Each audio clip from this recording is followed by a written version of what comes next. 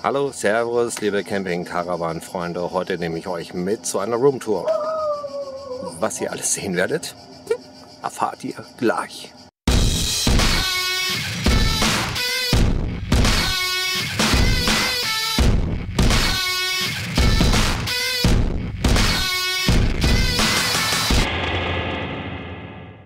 Ja, heute nehme ich euch mal mit zur ersten kleinen Roomtour. Ich zeige euch, wie wir hier so schlafen und leben. So, hier schlafen wir auf einer 1,60 Meter mal 2,10 Meter Matratze mit Lattenrost. Ein kleiner Nachttisch mit Ventilator. In diesem Jahr sind die Mücken besonders stark vertreten. Hier seht ihr, dann habe ich das Ganze hier abgespannt. Das ist der Schlaf- und Spielbereich von Philipp.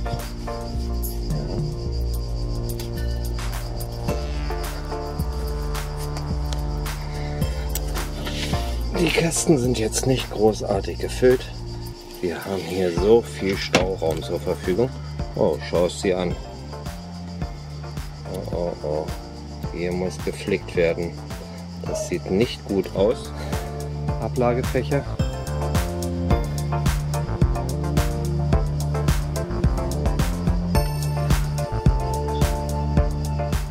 Das ist der Berger Tritt. Gibt schönere. Dann haben wir die Toilette zum Vorratsschrank umgebaut. Hier bitte aufpassen, dass sich hier nichts reinbohrt. Genauso wie hier. Ja, da wo die Küche reinkommt, haben wir im Prinzip unser Regal wieder mal mitgenommen. Ich glaube, ich werde mir hier oben ein Brettchen irgendwann mal raufbauen, weil man legt doch immer wieder hier jede Menge ab. Klimahimmel mit Licht.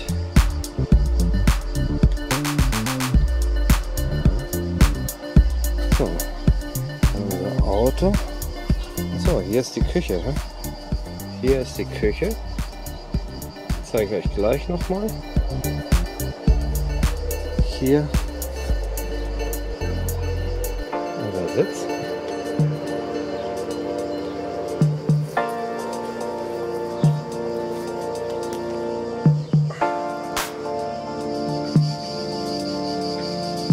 Der sieht so aus.